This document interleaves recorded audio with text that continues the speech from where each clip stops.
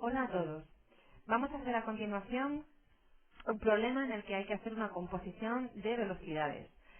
Se quiere cruzar un río de 70 metros de ancho en una barca y tenemos una velocidad de la corriente de 2 metros por segundo y la velocidad de la barca es de 5 metros por segundo. Lo que nos pregunta el ejercicio es el ángulo que tiene que formar la dirección de la velocidad que lleva la barca para llegar al punto que está enfrente del punto de partida. He dibujado la corriente en el eje X, podría haberlo hecho en el otro eje, ¿vale? Pero se puede dibujar así. He llamado VR a la velocidad del río, 2 metros partido segundo, en la dirección positiva del eje Y. También podría haber puesto en la otra dirección, pero sale igual de esta manera, ¿de acuerdo? La velocidad de la barca la he llamado V sub B, 5 metros por segundo, y la dirección de aplicación es lo que debo averiguar. Lo que tenéis que, la clave del problema es entender que cuando yo tengo dos velocidades que están afectando al mismo objeto, la propia velocidad de la barca, ¿vale? La he dibujado aquí en verde, y la velocidad del río se tienen que sumar para dar una velocidad total o resultante. En el primer caso, como es lo normal, dibujaríamos la velocidad del río hacia la derecha y la velocidad de la barca las he dibujado en la línea que une A y el punto que está enfrente al que he llamado B, que es el requisito que me piden. Pero creo que sabéis que tenemos que desechar este planteamiento porque si la planteo VB en esta dirección, que es lo que yo quiero que siga, eso no va a ocurrir porque al tener que sumarle la velocidad del río, la velocidad total o velocidad resultante nos queda en esta orientación, inclinado un cierto ángulo sobre la horizontal y por supuesto no va a llegar a B, sino que va a llegar a C, que es en la dirección de la velocidad resultante. Entonces, descartado este planteamiento, lo que hacemos es que dibujamos la velocidad resultante, la dibujamos en sentido, en esta dirección, directamente sobre la dirección de A hasta B. Y para obtener una resultante de este modo, lo que yo necesito es una velocidad de la barca que esté en esta orientación, girada. De esta manera, la suma de la velocidad del barco y la velocidad del río me dan una resultante que está en la dirección perpendicular a la dirección del río, de manera que sí que saldría desde ahí y llegaría al punto B justo enfrente.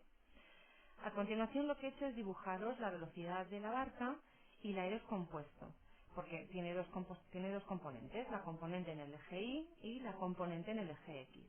Y alfa, aquí lo tenéis dibujado en negro, es todo el ángulo del vector velocidad de la barca con respecto de la horizontal. ¿De acuerdo? Por trigonometría sabemos que la componente x de la velocidad es la velocidad de la barca por el coseno del ángulo y la componente y de la velocidad es la velocidad de la barca por el seno del ángulo. ¿De acuerdo? A continuación, no sé si se me ha desconectado, ¿no? A continuación, mm, aquí está la descomposición de B, que es lo que os he explicado. Y aquí está la velocidad de la barca, es la suma de las dos componentes, dirección X, dirección Y. La velocidad del río depende del módulo de la velocidad de la corriente en el eje X. La clave de este ejercicio es que si escribimos la expresión de la velocidad total, es la suma de las coordenadas en X más la coordenada en Y. Y la clave está en que se tiene que anular. ¿De acuerdo? Esta componente en el eje X se tiene que anular. ¿Vale? La velocidad de la corriente tiene que ser igual y de sentido contrario que la velocidad de la barca en el eje X para que la única componente que me quede sea la velocidad en B de la barca, perdón, la velocidad de la barca en el eje Y. Entonces, esta es la condición que vamos a usar para resolver el problema, porque, insisto, la suma de estas dos componentes tiene que ser cero, ¿vale? La velocidad del río más la componente X de la velocidad de la barca tienen que ser cero. Aquí lo hemos puesto la velocidad de la barca en la dirección de X con su coseno y despejamos, ¿vale? Al despejar tenemos en cuenta que me queda un signo negativo, ¿de acuerdo? Y cuando hacemos el ángulo nos sale este ángulo, es superior a 90, ¿de acuerdo? Que es lo que esperábamos, con lo cual el resultado obtenido es coherente. Luego lo que me pide es el tiempo que tarda en llegar desde A hasta B. Hay que tener claro que en ningún momento nos hablan de aceleraciones, es un movimiento rectilíneo uniforme sobre el eje Y. Así que planteamos la ecuación de la posición en el eje Y, la posición inicial, perdón, la final, la inicial, la velocidad en el eje Y por el tiempo. La velocidad en el eje Y hemos dicho que era una de las componentes de la velocidad de la barca, pero ya sé tanto la velocidad de la barca como el seno del ángulo que acabamos de averiguar. La posición inicial en Y, ¿de acuerdo? La inicial la vamos a suponer cero, ¿de acuerdo? Aquí la tengo. Después hemos despejado t de esta primera ecuación y menos y sub 0 partido de velocidad en I.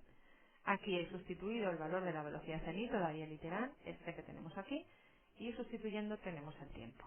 Bueno, pues espero que lo hayáis entendido, ¿de acuerdo? Venga, un abrazo a todos, chao.